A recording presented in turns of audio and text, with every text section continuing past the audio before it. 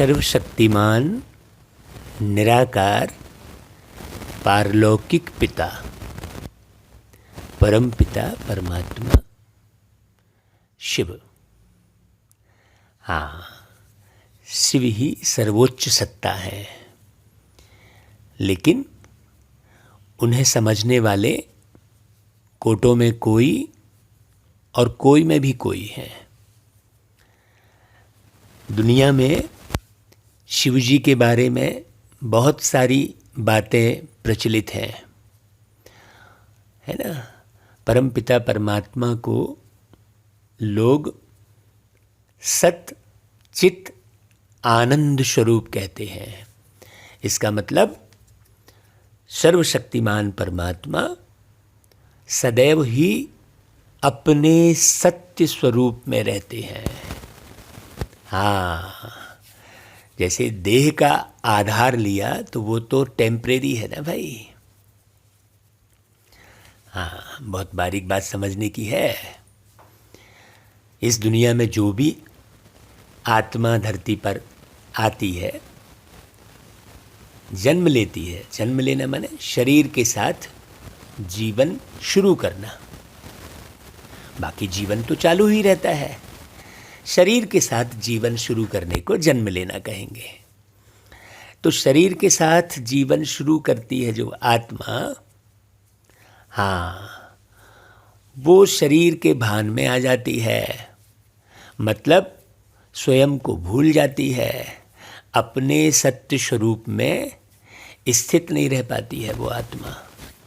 लेकिन परमात्मा धरती पर आते हैं, वो भी एक शरीर का आधार लेते हैं, वो बने बनाए शरीर का आधार लेते हैं, और आत्मा को स्वयं अपने शरीर का निर्माण करना होता है।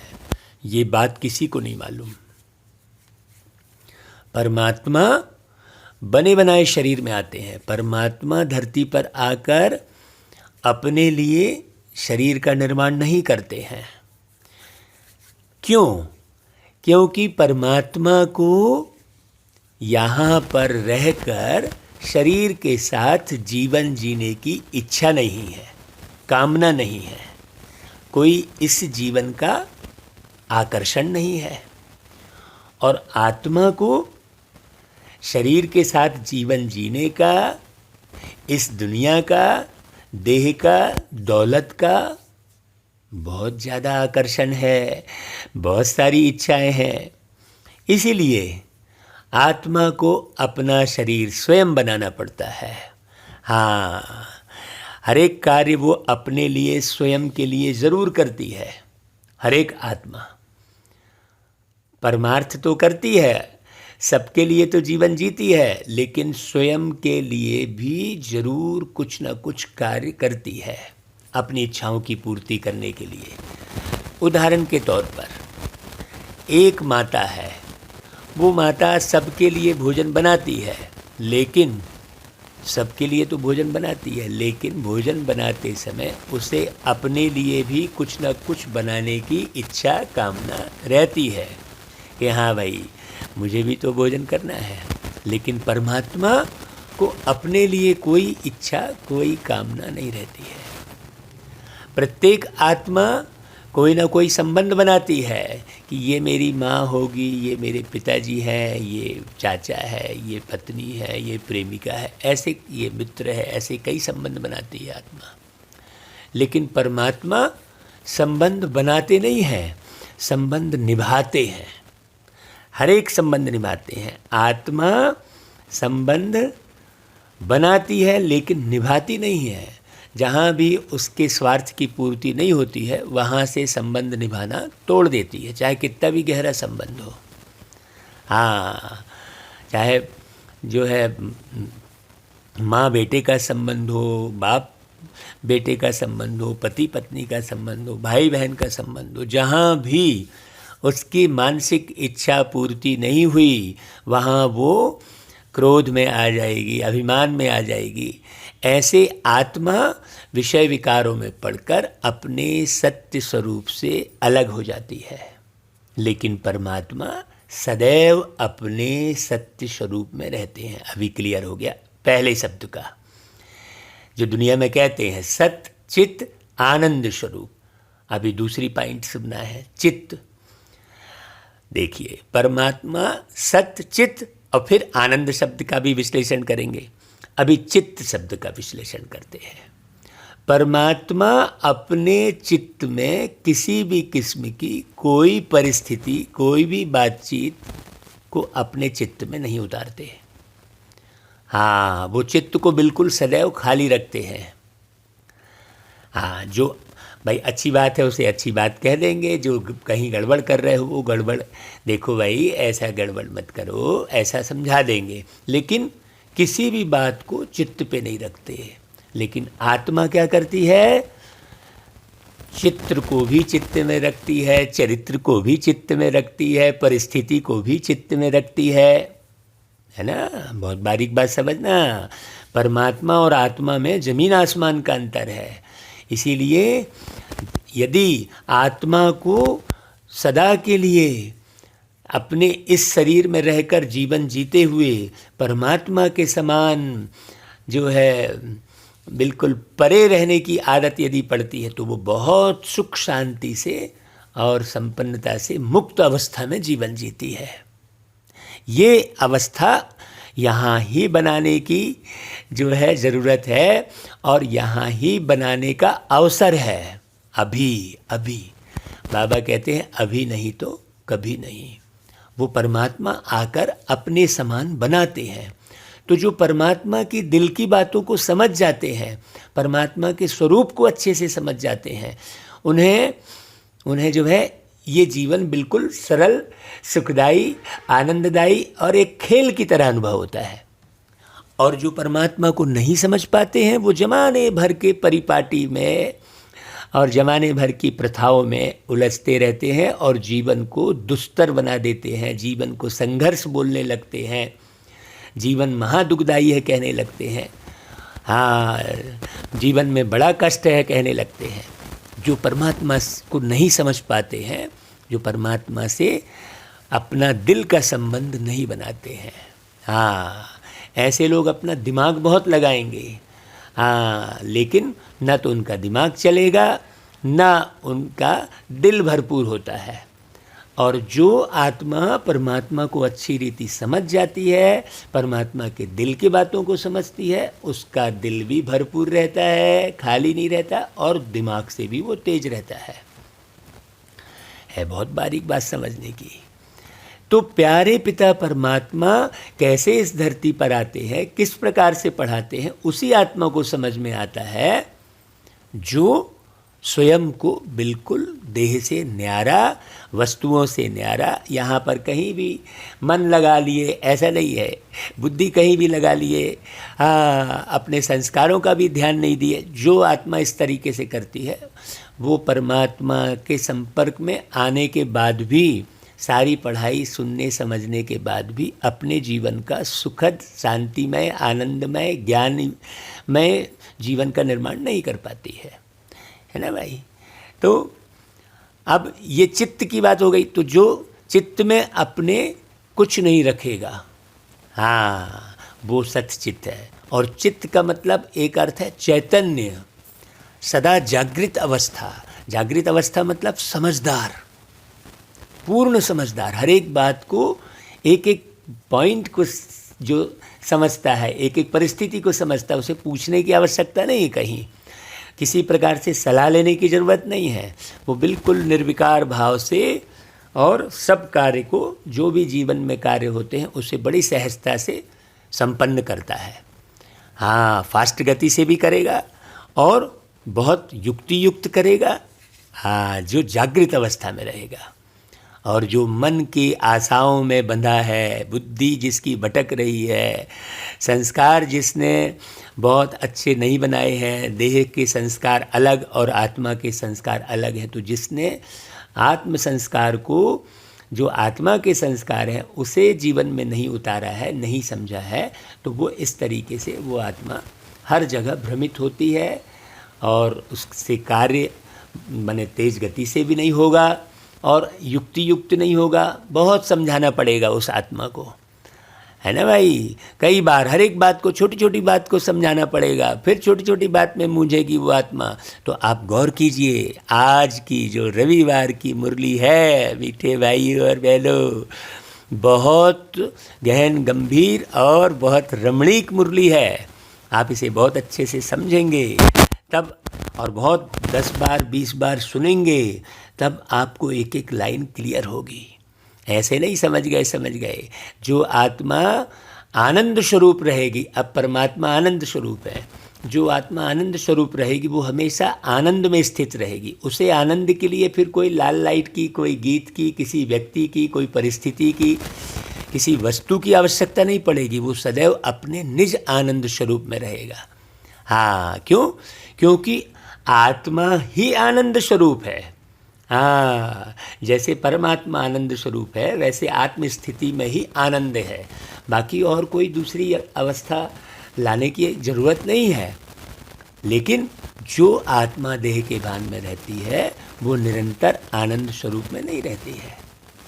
तो उस आत्मा के ना तो वाणी में शक्ति होती है, ना कर्म में कुशलता होती है।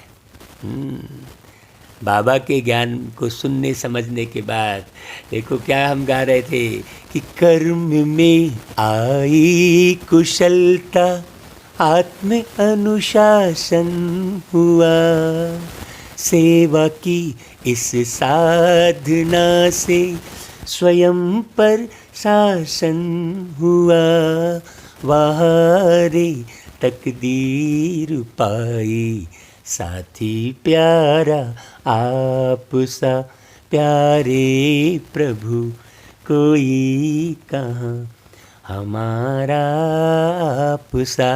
वो ऐसे गीत गाती है वो आत्मा फिर, है ना भाई। तो वाचा और कर्मणा दोनों शक्तियों को जमा करने की ईश्वरी स्कीम को समझो आज की मुरली से। हाँ, वाचा और कर्मणा दोनों में शक्ति कैसे जमा करोगे? तो आज रूहानी क्षमा, हाँ रूहानी क्षमा, अपने रूहानी परवानों को देख रहे हैं। देखो ऐसी लाइन कोई गुरु महात्मा साधु संत या कोई ग्रंथ में ऐसी लाइन नहीं है। ये तो बाबा की वाणी चल रही है, डायरेक्ट उस निराकार परमपिता परमात्मा की वाणी चल रही है।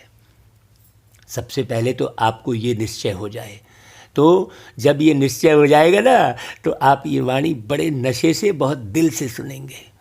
और निश्चय नहीं होगा तो बस बुद्धि इधर उधर भागेगी। हाँ, कर्म में बुद्धि रहेगी नहीं। कर्म में बुद्धि रखकर यदि आप कोई भी पॉइंट सुनेंगे तो आपकी बुद्धि कर्म में लगी रहती है। क्यों? क्योंकि कर्म स्थूल है, आप सूक्ष्म की ओर नहीं बढ़ सकेंगे। कर्म हमेशा स्थूल ही होता है, कर्म जो है सूक्ष्म नहीं होता है। इसलिए कर्म में यदि बुद्धि है तो आपकी न तो कर्म में कुशलता आएगी और न प्यारे पिता परमात्मा की वाणी समझ में आएगी। तो आज जो है प्यारे बाबा जो परमात्मा है, हम उन्हें बाबा कहते हैं, चारों ओर के परवाने क्षमा के ऊपर फिदा अर्थात कुर्बान हो गए हैं। कुर्बान व फिदा होने वाले अनेक परवाने हैं, लेकिन कुर्बान होने के बाद क्षमा के स्नेह में, क्षमा समान बनने में, हाँ जैसी वो क्षमा है, अब वो मोमबत्ती वाली क्षमा नहीं है। हाँ, वो यहाँ के लाइट या प्रकाश वाली क्षमा नहीं है। क्षमा का अर्थ बहुत गहरा है यहाँ पर, बहुत गहरा है क्षमा का अर्थ। है कि नहीं भाई? जिसमें संपूर्ण ज्ञान, पूरा प्यार, संपूर्ण शांति, संपूर्ण आनंद समाया हुआ है, ऐसी कोई आत्मा इस धरती पर नहीं है। हाँ, केवल एक ही परमात्मा है। तो ऐसे क्षमा समान बनने में, कुर्बानी करने में नंबरवार है। स्नेह तो सबको है। किसी से भी पूछेंगे कि भाई भगवान से प्यार करते हो? हाँ करते हैं, भले जाने ना जाने, लेकिन प्यार तो सब करते हैं। लेकिन अब स्नेह में अंतर है। वास्तव में कुर्बान होते ही है दिल के स्नेह के कारण, लेकिन दिल का स्नेह और स्नेह, इसमें भी अंतर है। स्नेह तो सभी का है भाई, स्नेह के कारण कुर्बान हुए हैं। दिल के स्नेही बाप के दिल की बातों को व दिल की आशाओं को जानते भी हैं और पूर्ण करते हैं। हाँ, अभी हमने पिछली मुरलियों में बताया था कि मुरली तो आप सुन रहे हैं, लेकिन मुरली में जो बाबा बातें कह रहे हैं तो उन बातों को कहने के पीछे बाबा के दिल के भाव क्या हैं, हमें वो समझना होता है। हाँ, जो बाबा के दिल के भाव को समझेगा उसे पुरुषार्थ में कोई मेहनत नहीं होगी, वो एकदम सहज सब कार्य करते हुए और बढ़िया बाबा को याद करता रहेगा। उसे याद करने के लिए कोई अलग से घड़ी टाइम नहीं देखनी पड़ेगी कि चलो यार अब बाबा को हम इतने बजे से इतने बजे याद करते हैं। इसका मतलब क्या हुआ? इसका मतलब ये हुआ कि वो सारा समय याद में नहीं था, अब याद करने बैठ रहा है। हाँ, जिससे दिल का प्यार होता है उसकी तो याद आती रहती है भाई। और जो व्यक्ति दिल की बातों को समझ जाता है इशारों में, वो आँखों से समझ जाएगा, उसको मुख से बोलने की आवश्यकता नहीं पड़ेगी, उसके हाव भाव से समझ जाएगा। हाँ, दिल की बातों को समझना बहुत अलग बात है ना भाई। तो दिल की आशाएं पूर्ण करने वाले कौन? जो बाबा के दिल की बातों को समझते हैं अच्छे से। तो दिल के स्नेही अर्थात जो बाप के दिल ने कहा वो बच्चों के दिल में समाया। देखो, और जो दिल में समाया होता है वह कर्म में स्वतः ही होगा भाई। हाँ, जिसके दिल में आ गया कि मुझे ये वस्तु लेनी है तो वो बार बार उसी वस्तु को पाने के कर्म में लगा रहेगा। जिसे दिल में समा गया कि मुझे इस व्यक्ति को पाना है तो बार बार वो उस व्यक्ति की याद में रहेगा। हाँ, दिल में समा गया वो व्यक्ति तो वो व्यक्ति को पाकर ही रहेगा वो। हाँ, उस व्यक्ति को पाने के लिए वो वही कर्म करेगा जो वो व्यक्ति जिससे एक दूसरे से जिससे दिल जुट गया है, वो ऐसे ही कर्म करेगा जो सामने वाला पसंद करेगा। बहुत गहरी बात है। तो स्नेही आत्माओं के कुछ दिल में समाता है और कुछ दिमाग में समाता है, लेकिन जो दिल के स्नेही है, हाँ, जो दिल में समाता है वह कर्म में लाते हैं, और जो दिमाग में समाता है उसमें सोच चलता है कि कर सकेंगे वा नहीं। करना तो है, समय पर तो हो ही जाएगा। ऐसे सोच चलने के कारण वो क्या हो जाता है, सोच तक ही रह जाता है, कर्म तक नहीं होता, कभी नहीं होता। वो जमाने भर की सोच करेंगे, हम ये करेंगे वो करेंगे, लेकिन करेंगे कुछ नहीं। हाँ, क्यों? क्योंकि दिल का स्नेह नहीं है। तो ऐसे तो बहुत मिलते हैं, अरे भाई हम तो आपको बहुत बड़ा हॉल देंगे, खूब आपका तो बहुत पसंद आया हमको ज्ञान, आपके लिए तो बड़े बड़े प्रोग्राम हम करेंगे, लेकिन करेंगे कुछ नहीं। क्यों? क्योंकि वो दिमाग तक ही पहुंची बात, दिल तक नहीं पहुंची। हाँ, अभी देखो बाबा की इतने बरस मुरली सुनी है तो बाबा की बातें दिल तक कितनी पहुंची है भाई। समझने के लिए तो बच्चा भी समझ जाता है हर एक बात को, एक जानवर भी समझ जाता है। हाँ, लेकिन जब कोई बात, कोई भी स्नेह जब दिल में समा जाता है तो कर्म में स्वतः आता है। फिर उसे अमृत बेले उठने के लिए कोई अलार्म नहीं लगाना पड़ेगा। उसे मुरली सुनने के लिए कोई टाइम नहीं देखना पड़ेगा। हाँ, वो तो भैया एकदम लगा रहेगा पीछे। हाँ, तो आज बाप दादा देख रहे थे कि कुर्बान जाने वाले तो सभी हैं, अगर कुर्बान नहीं जाते तो ब्राह्मण नहीं कहलाते, लेकिन बाप के स्नेह के पीछे जो बाप ने कहा वो करने के लिए कुर्बानी करनी पड़ती है। अर्थात अपनापन, चाहे अपनेपन में अभिमान हो व कमजोरी हो, दोनों का त्याग करना पड़ता है। बहुत बारीक बात समझना। इसको कहते हैं कुर्बानी। कुर्बान होने वाले बहुत हैं, लेकिन कुर्बानी करने के लिए हिम्मत वाले नंबरवार है, जो पूरे झाटकू हो जाए। हाँ, ये नहीं ये भी देखना है वो भी देखना है, ऐसा नहीं। वो सिर्फ प्यारे बाबा को देखेंगे बस, और कुछ नहीं देखेंगे। उनको केवल बाबा के सिवाय कुछ नहीं दिखेगा, और बाबा के सिवाय जिसको कुछ नहीं दिखेगा उसको पूरा संसार दिख जाएगा। क्यों? क्योंकि बाबा में संसार है। हाँ, तो आज बाप दादा सिर्फ 1 मास की रिजल्ट देख रहे थे। इसी सीजन में विशेष बाप दादा ने बाप समान बनने का भिन्न भिन्न रूप से कितनी बार इशारा दिया है, और बाप दादा की विशेष यही दिल की श्रेष्ठ आशा है। भाई इतना खजाना मिला, वरदान मिले, और वरदान के लिए भाग भाग कर आए।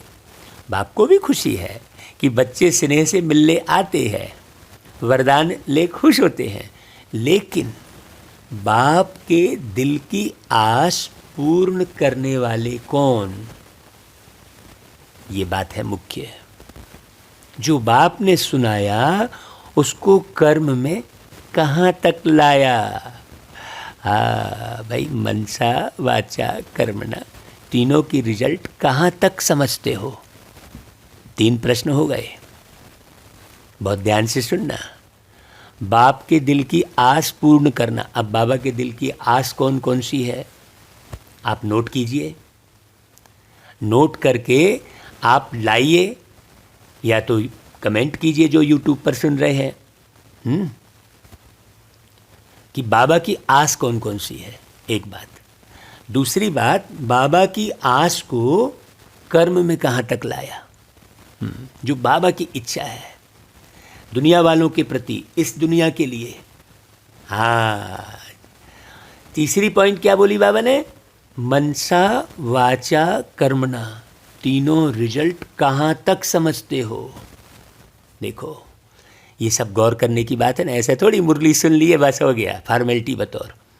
आप इस पर रुक कर विचार करिए। चौथी पॉइंट और सुनिए, बहुत अच्छी।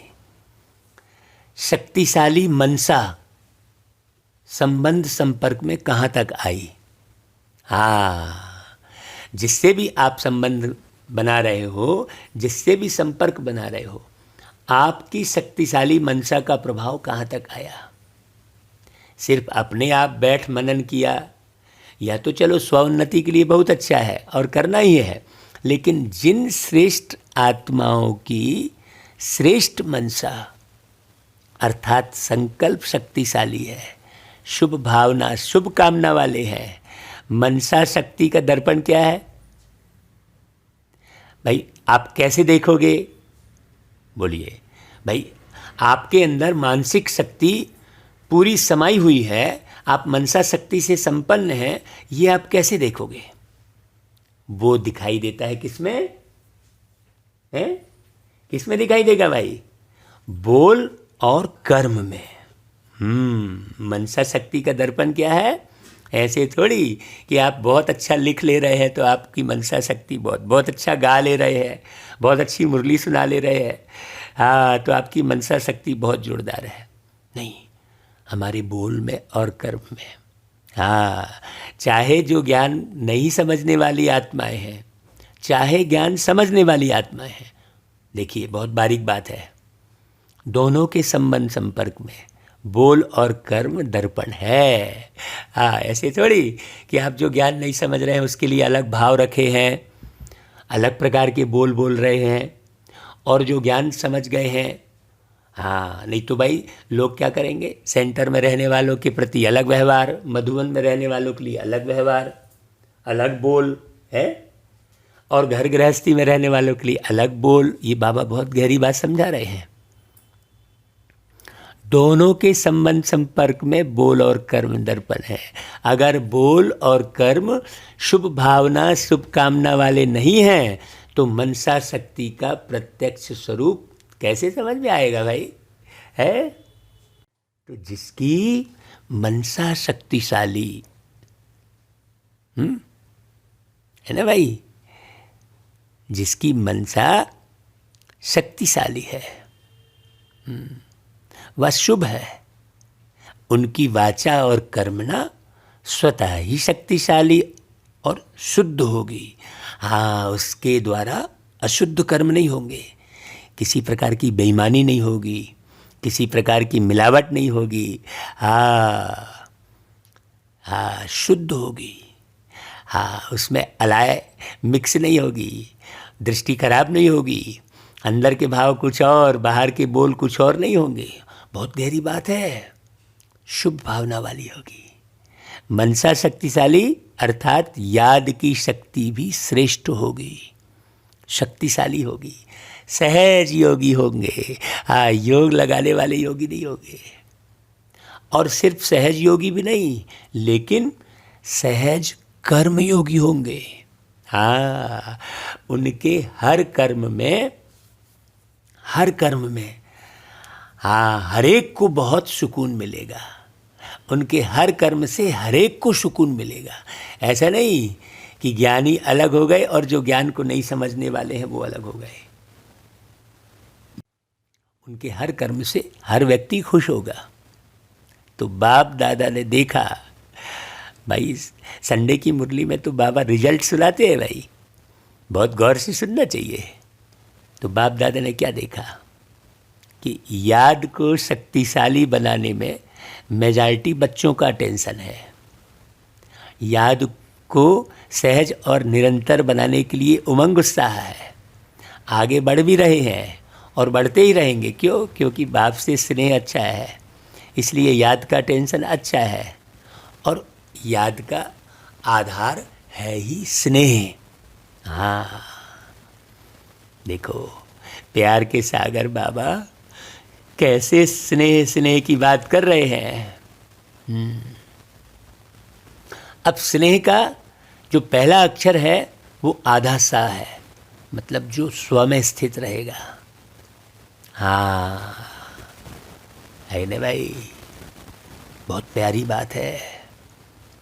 तो बाप से रूह ध्यान करने में भी सब अच्छे हैं, कभी कभी थोड़ी आंख दिखाते भी हैं, वह भी तब जब आपस में थोड़ा बिगड़ते हैं। फिर बाप को उलाहना देते हैं कि आप क्यों नहीं ठीक करते। फिर भी वह स्नेह भरी मोहब्बत की आंख है। लेकिन जब संगठन में आते, कर्म में आते, कारोबार में आते, परिवार में आते, तो संगठन में बोल अर्थात वाचा शक्ति, इसमें व्यर्थ ज़्यादा दिखाई देता है। बाबा एक एक पॉइंट बहुत अच्छे से बाबा समझा रहे हैं। क्यों? बाबा तो भाई अशरीरी है, निराकार है। तो जितना गहरे से बाबा समझेंगे एक एक बात को, उतना कोई दुनिया में दूसरा व्यक्ति समझ ही नहीं सकता, क्योंकि बाबा अशरीरी है भाई, विदेही है।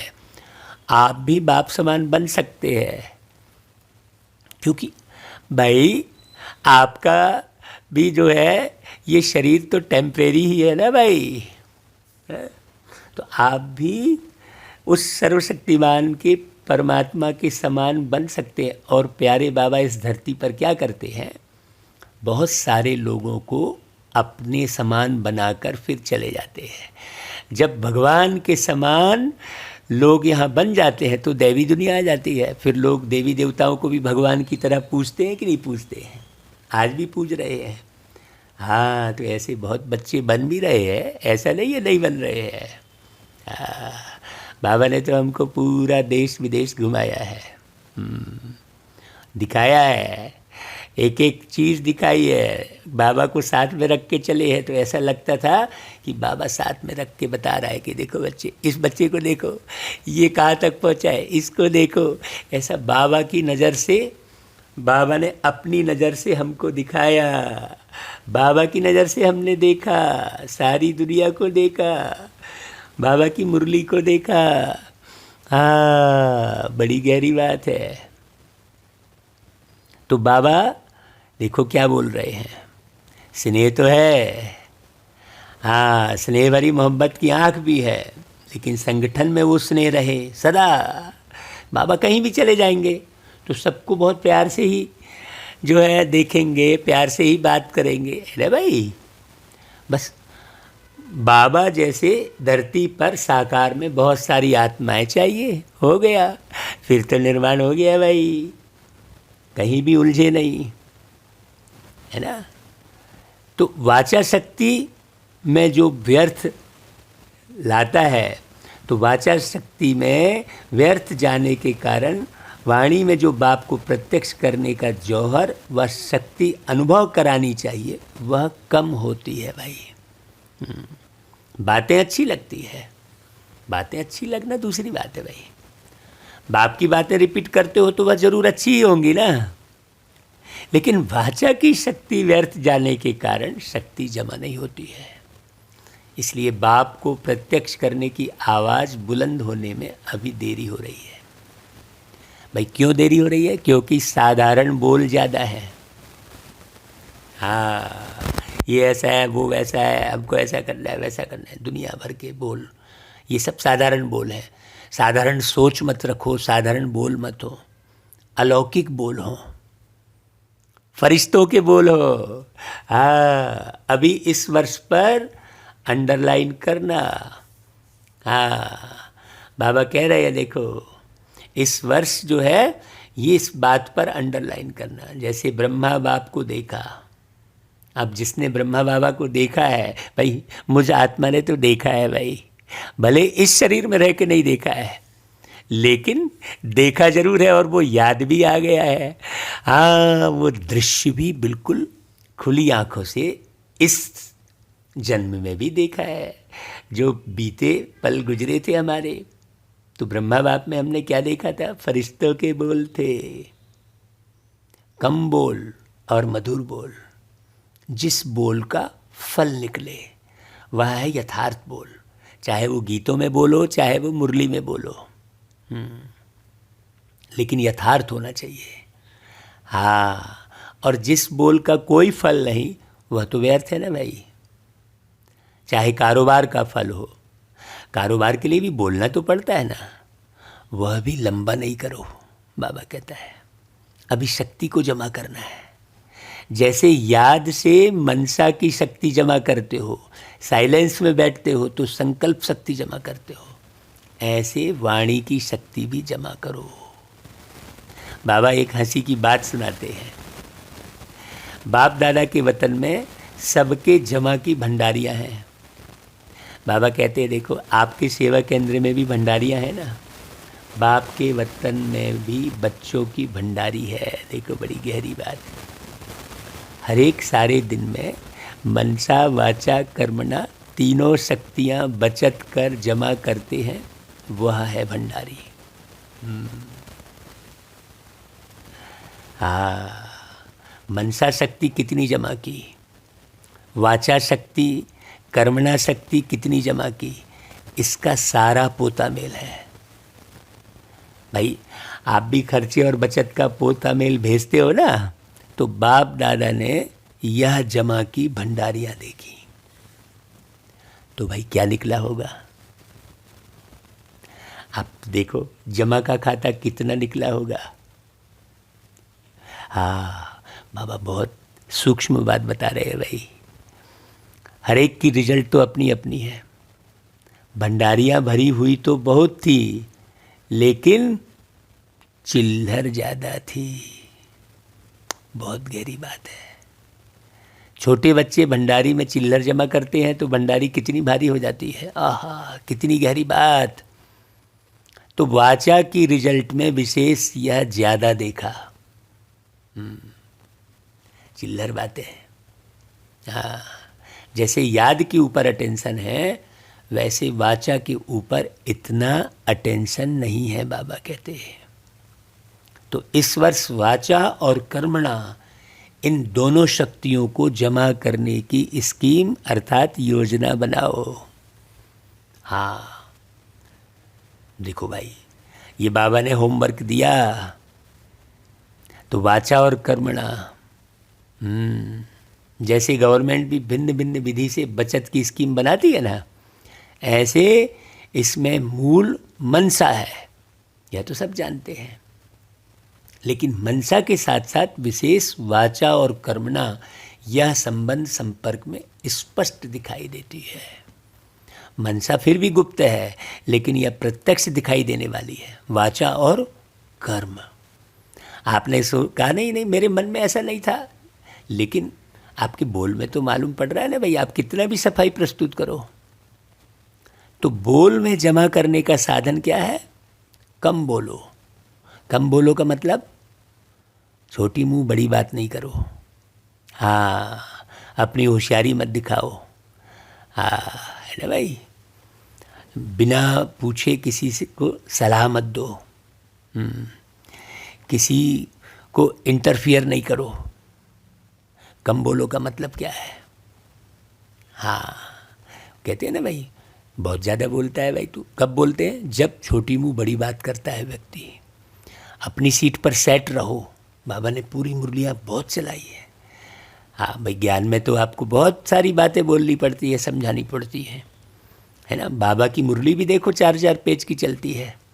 तो कम बोलो का अर्थ यहाँ पर क्या है? और मीठा बोलो। मीठा बोलो मतलब भाई मीठा तो बहुत सारे लोग बोलते हैं। हाँ, खूब मीठा मीठा बोल के। दुनिया में एक लाइन जो है प्रचलित है कि लंबा टीका मधुरी वाणी और दगेबाज की यही निशानी। ऐसा तो मीठा बोलो मतलब निस्वार्थ हो। हाँ, स्वार्थ मत हो। नहीं तो आप स्वार्थ के वश होकर कोई काम निपटाना है, कोई सेवा करवानी है तो बड़ा मीठा बोल दिए। नहीं, ऐसे मीठा बोलने की बात नहीं कर रहे बाबा। इसलिए बाबा ने कहा मनसा और बोल स्वमान से बोलो। हाँ, वैसे आप बने हुए हो। स्वमान का मतलब कोई ऐसे वाक्य लिखकर रटना है, ऐसा नहीं है। उस वाक्य को 100 बार सोचना है, ऐसा नहीं है। बहुत गहरी बात। स्वमान मतलब स्व का जो स्वरूप है उस स्वरूप में स्थित होना, उस स्वरूप को मानना। हाँ, कि भाई मैं विदेही आत्मा हूँ, मतलब बस वैसा ही जैसे आपके शरीर का नाम है, आप वो मानते हो ना। जैसे ही उस नाम से पुकारेगा तो भीड़ में भी आप खड़े रहोगे तो आपकी मुंडी पलटेगी स्वतः ही। अरे किसने मेरा नाम पुकारा? क्यों? क्योंकि आप उस नाम के स्वरूप को पक्का कर चुके हैं। वैसा ही स्वमान का अर्थ ही बिल्कुल अलग है। तो जैसे ब्रह्मा बाप ने छोटे अथवा बड़ों को स्वमान के बोल से अपना बनाया, देखो इस विधि से जितना आगे बढ़ेंगे उतना विजय माला जल्दी तैयार होगी। तो इस वर्ष क्या करना है भाई? सेवा के साथ विशेष यह शक्तियाँ जमा करते हुए सेवा करनी है। ऐसे थोड़ी बस सेवा ही सेवा, आपके अंदर शक्ति भी होनी चाहिए, नहीं तो फिर वो सेवा आपको जो है तनाव में ले आएगी। हमने बहुत ऐसे सेवाधारी देखे जो बहुत हड़बड़ाहट में रहेंगे, घबराहट में रहेंगे, उनके ऊपर वीआईपी का प्रभाव रहता है। हाँ, सेवा का प्रभाव नहीं रहना चाहिए। सेवा हल्के होकर करना है। तो सेवा के प्लान्स तो सभी ने अच्छे से अच्छे बनाए हैं, और अभी तक जो प्लान प्रमाण सेवा कर रहे हैं चारों ओर, चाहे भारत में चाहे विदेश में, अच्छी कर भी रहे हैं और करने वाले भी हैं। जैसे सेवा में एक दो से अच्छे से अच्छी रिजल्ट निकालने की शुभ भावना से आगे बढ़ रहे हो, ऐसे सेवा में संगठित रूप में सदा संतुष्ट रहने और संतुष्ट करने का विशेष संकल्प, यह भी सदा साथ साथ रहे। क्योंकि एक ही समय 3 प्रकार की सेवा साथ साथ होती है। देखो, एक अपनी संतुष्टता, भाई यह है स्व की सेवा जिसमें स्वांतः सुखाय बोलते हैं। दूसरी संगठन में संतुष्टता, यह है परिवार की सेवा। तीसरी भाषा द्वारा व किसी भी विधि द्वारा विश्व के आत्माओं की सेवा। एक ही समय पर 3 सेवा होती है, इसलिए बाबा ने मनसा वाचा कर्मणा शब्द कहा है। कोई भी प्रोग्राम बनाते हो तो उसमें तीनों सेवा समाई हुई है। जैसे विश्व के सेवा की रिजल्ट व विधि अटेंशन में रखते हो, ऐसे दोनों सेवाएं स्व और संगठन की तीनों ही निर्विघ्न हो, तब कहेंगे सेवा की नंबर 1 सफलता। मुरली को बहुत बारीकी से पढ़ने, समझने और उतारने की ज़रूरत है। तीनों सफलता साथ होना ही नंबर लेना है। तो इस वर्ष तीनों सेवाओं में सफलता साथ साथ हो, यह नगाड़ा बजे। अगर एक कोने में नगाड़ा बजता है तो कुंभकर्णों के कानों तक नहीं पहुंचता है। हाँ, जब चारों ओर यह नगाड़ा बजेगा तब सभी कुंभकर्ण जागेंगे। अभी एक जागता है तो दूसरा सोता है, दूसरा जागता है तो तीसरा सोता है। थोड़ा जागते भी हैं तो अच्छा अच्छा करके फिर सो जाते हैं। लेकिन जाग जाएं और मुख से व मन से अहो प्रभु, हाँ ऐसा कहें और मुक्ति का वर्षा लेवें, तब समाप्ति हो। अब लोगों को जाने की इच्छा ही नहीं होगी तो तुम क्या कर लोगे भाई? ऐसे थोड़ी समाप्ति हो जाएगी। जागेंगे तब, है ना, जागेंगे तब तो मुक्ति का वर्षा लेंगे भाई। तो समझा क्या करना है? एक दो के सहयोगी बनो, दूसरे के बचाव में अपना बचाव अर्थात बचत हो जाएगी। हाँ, है कि नहीं भाई? कोई फंस रहा है तो उसे निकालो। हाँ, उसको आप बचाओगे किसी भी फसल में तो वो अच्छा रहेगा। हाँ, है कि नहीं भाई? तो सेवा के प्लेन में जितना संपर्क में समीप लाओ उतना सेवा की प्रत्यक्ष रिजल्ट दिखाई देगी। संदेश देने की सेवा तो करते आए हो, करते रहना, लेकिन विशेष इस वर्ष सिर्फ संदेश नहीं देना है, सहयोगी बनाना है, अर्थात संपर्क में समीप लाना है। सिर्फ फार्म भरा दिया यह तो चलता रहता है, लेकिन इस वर्ष आगे बढ़ो। फार्म भराओ लेकिन फार्म भरने तक नहीं छोड़ दो, संबंध में लाना है। हाँ, अभी तो देखो संबंध को हटाते चले जा रहे हैं। बाबा लाने की बात कर रहे हैं, लेकिन आपस में देखो, हाँ जैसे व्यक्ति वैसे संपर्क में लाने के प्लान्स बनाओ। चाहे छोटे छोटे प्रोग्राम करो, लेकिन लक्ष्य रखो। सहयोगी सिर्फ 1 घंटे के लिए व फॉर्म भरने के समय तक के लिए नहीं बनाना है, लेकिन सहयोग द्वारा उनको समीप लाना है। संपर्क में, संबंध में लाओ तो आगे चल सेवा का रूप परिवर्तन होगा।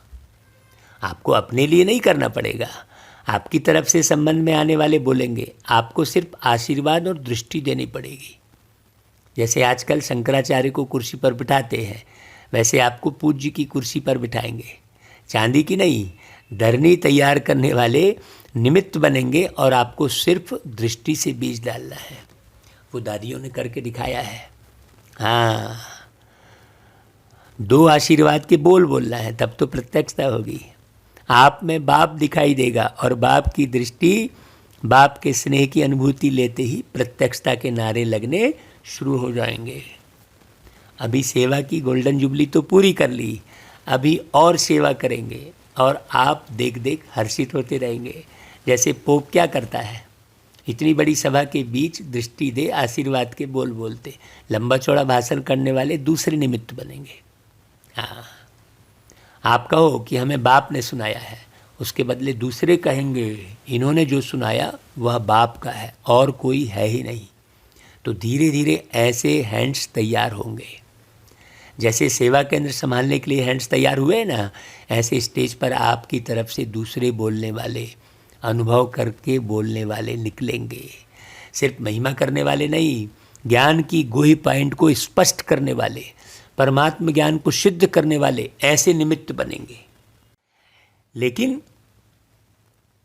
क्या करना होगा? उसके लिए ऐसे ऐसे लोगों को स्नेही, सहयोगी और संबंध में लाते संबंध में लाओ। हाँ, देखो ये मुरली जो है 88 की है। हाँ, है ना भाई, 31 मार्च 88 की वाणी चली है बाबा की। तो अभी तो ऐसे बहुत सारे बच्चे निकले हैं। हाँ, तो बाबा कहते हैं देखो, इस सारे कार्यक्रम का लक्ष्य ही यह है कि ऐसे सहयोगी बनाओ जो स्वयं आप माइट बन जाओ और वह माइक बन जाए। हाँ, अभी माइक बनना छोड़ना है। हाँ, इस वर्ष के सहयोग की सेवा का लक्ष्य माइक तैयार करने हैं, जो अनुभव के आधार से आपके या बाप के ज्ञान को प्रत्यक्ष करें, जिनका प्रभाव स्वतः ही औरों के ऊपर सहज पड़ता हो। ऐसे माइक तैयार करो, समझा? सेवा का उद्देश्य क्या है? इतने जो प्रोग्राम्स बनाए हैं उसका मक्खन क्या निकलेगा? खूब सेवा करो, लेकिन इस वर्ष संदेश के साथ साथ यह ऐड करो, नज़र में रखो कौन कौन ऐसे पात्र हैं और उसको समय प्रति समय भिन्न भिन्न विधि से संपर्क में लाओ। हाँ, ऐसे नहीं एक प्रोग्राम किया फिर दूसरा ऊपर से किया, तीसरा ऊपर से किया और पहले वाले वहाँ ही रह गए, तीसरे आ गए। यह भी जमा की शक्ति प्रयोग में लानी पड़ेगी। हर प्रोग्राम में जमा करते जाओ, लास्ट में ऐसे संबंध संपर्क वालों की माला बन जाए। समझा? बाकी क्या रहा? मिलने का प्रोग्राम। इस वर्ष बाप दादा 6 मास के सेवा की रिजल्ट देखना चाहते हैं। हाँ, सेवा में जो भी प्लान्स बनाए हैं वह चारों ओर एक दो के सहयोगी बन खूब चक्र लगाओ। सभी छोटे बड़ों को उमंग उत्साह में लाकर तीनों प्रकार की सेवा में आगे बढ़ाओ। इसलिए बाप दादा ने इस वर्ष पूरा रात को दिन बनाकर सेवा दे दी। अब तीनों प्रकार की सेवा का फल खाने का यह वर्ष है। हाँ, आने का नहीं है, फल खाने का है। हाँ, इस वर्ष आने की नूंद नहीं है। सकाश तो बाप की सदा ही साथ है। जो ड्रामा की नूंद है वह बता दी। ड्रामा की मंजूरी को मंजूर करना ही पड़ता है। सेवा खूब करो, 6 मास में ही रिजल्ट मालूम पड़ जाएगी। बाप की आशाओं को पूर्ण करने का प्लान बनाओ। हाँ, अब देखो ये मार्च 88 की मुरली है और 6 मास का समय दिया था बाबा ने। अभी देखो, और अभी फिर वही मुरली चल रही है। बहुत सोचने की बात है। जहाँ भी देखो, जिसको भी देखो, हर एक का संकल्प, बोल और कर्म बाप की आशाओं के दीप जगाने वाले हो। पहले मधुबन में यह एग्जाम्पल दिखाओ। हाँ, बाबा मधुबन वालों को कह रहे हैं, बचत की स्कीम का मॉडल अब पहले मधुबन में बनाओ या बैंक में जमा करो। पहले मधुबन वालों को भी वरदान तो मिल ही गए, बाकी जो रह गए हैं उन्हों को भी इस वर्ष में जल्दी पूरा करेंगे, क्योंकि बाप का स्नेह तो सभी बच्चों के साथ है। वैसे तो हर एक बच्चे के प्रति हर कदम में वरदान है बाबा का। जो दिल की स्नेही आत्माएं हैं वह चलते ही हर कदम वरदान से है। बाप का वरदान सिर्फ मुख से नहीं लेकिन दिल से भी है। तो दिल का वरदान सदा ही दिल में खुशी, उमंग, उत्साह का अनुभव कराता है। यह दिल के वरदान की निशानी है। हाँ, दिल के वरदान को जो भी अपने दिल से धारण करते हैं उसकी निशानी यही है कि वे सदा खुशी और उमंग उत्साह से आगे बढ़ते रहते हैं। हाँ, कभी भी किसी बातों में ना अटकेंगे ना रुकेंगे, वरदान से उड़ते रहेंगे और बातें सब नीचे रह जाएंगी। साइट सीन्स भी उड़ने वाले को रोक नहीं सकती। तो आज बाप दादा सभी बच्चों को जिन्होंने भी दिल से अथक बन सेवा की, उन सब सेवाधारियों को इस सीजन के सेवा की मुबारक दे रहे हैं। भाई मधुबन में आकर मधुबन के श्रृंगार बने। हाँ, बाबा तो मधुबन में आए हुए हैं और जो बाबा से उस समय मिले हैं तो बाबा उनसे भी बातें कर रहे हैं। ऐसे श्रृंगार बनने वाले बच्चों को भी बाप दादा मुबारक दे रहे हैं और निमित्त बनी हुई श्रेष्ठ आत्माओं को भी सदा अथक बन बाप समान अपनी सेवाओं से सर्व को रिफ्रेश करने की मुबारक दे रहे हैं। और जिस रथ में आए हैं बाबा उस रथ को भी मुबारक है, कह रहे हैं। देखो, चारों ओर के सेवाधारी बच्चों को मुबारक हो। निर्विघ्न वन बढ़ते रहे हो और बढ़ते रहना है। देश विदेश के सभी बच्चों को आने की भी मुबारक है, तो रिफ्रेश होने की भी मुबारक है। हाँ, बाबा के मुबारक तो दे रहे हैं लेकिन बोल क्या रहे हैं फिर, लेकिन सदा रिफ्रेश रहना। भाई ऐसा नहीं कि 6 मास तक रिफ्रेश है, 6 मास तक नहीं रहना। रिफ्रेश में रिफ्रेश होने भले आना, क्योंकि बाप का खजाना तो सभी बच्चों को सदा ही अधिकार है। बाप और खजाना सदा साथ है और सदा ही साथ रहेगा। सिर्फ जो अंडरलाइन कराई उसमें विशेष स्वयं को एग्जाम्पल बनाए, एग्जाम में एक्स्ट्रा मार्क्स लेना। भाई बाबा ने अंडरलाइन कहाँ कहाँ कराई है? हाँ, ज़रा बताओ, लिख कर बताओ। हाँ, यूट्यूब में सुनने वाले कमेंट्स करके बताओ। अगर मान लो याद नहीं है तो फिर से सुनो मुरली। हाँ, दूसरे को नहीं देखना, अपने को एग्जाम्पल बनाना। हाँ, नहीं तो दूसरे को का नाम लिख रहे हो, अपना नाम लिखो। भाई मैं बनूंगा, इसमें जो ओटे सो अर्जुन, अर्थात नंबर 1। अर्जुन माने नंबर 1, बस। भाई एक अर्जुन की बात थोड़ी है। हाँ, नंबर वन, बहुत सारे लोग नंबर वन बन सकते हैं। जो भाई सतयुग में एक व्यक्ति अकेला थोड़ी उतरेगा, साथ में ढेर लोग उतरेंगे ना। तो जितने उतरेंगे एक साथ धरती पर सतयुगी दुनिया में, वो सब नंबर वन कहलाएंगे ना भाई। तो दूसरी बार बाप दादा आए तो फरिश्तों के कर्म, फरिश्तों के बोल, फरिश्तों के संकल्प धारण करने वाले सदा ही हर एक दिखाई दे। हाँ देखो, बाबा की आस, बाबा की आस पूरी करना भाई। ऐसा परिवर्तन संगठन में दिखाई दे। ऐसा नहीं कोई एक अकेला बदल गया है, पूरा का पूरा ग्रुप दिखाई दे। हर एक अनुभव करे कि यह फरिश्तों के बोल, फरिश्तों के कर्म कितने अलौकिक हैं। यह परिवर्तन समारोह बाप दादा देखना चाहते हैं। हाँ देखो भाई, है? बहुत गौर करने की बात है। अगर हर एक सारे दिन के बोल अपने टेप करो तो बहुत अच्छी तरह से मालूम पड़ जाएगा। चेक करो तो मालूम पड़ जाएगा कि कितना व्यर्थ जाता है। हाँ, मन की टेप में चेक करो, स्टूल टेप में नहीं। हाँ भाई, आप जितना बोलते चले जाते हैं व्यर्थ, आप लिखोगे तो मालूम पड़ेगा कि आपने कितना बोला। साधारण बोल भी व्यर्थ में जमा होता है। अगर 4 बोल के बजाय 24 बोल बोले तो 20 किस में गए।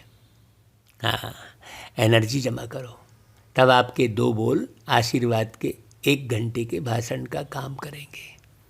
अच्छा भाई, फिर बाबा याद प्यार देते हैं सबको। भाई सबको में कौन कौन को याद प्यार दे रहे हैं देखो।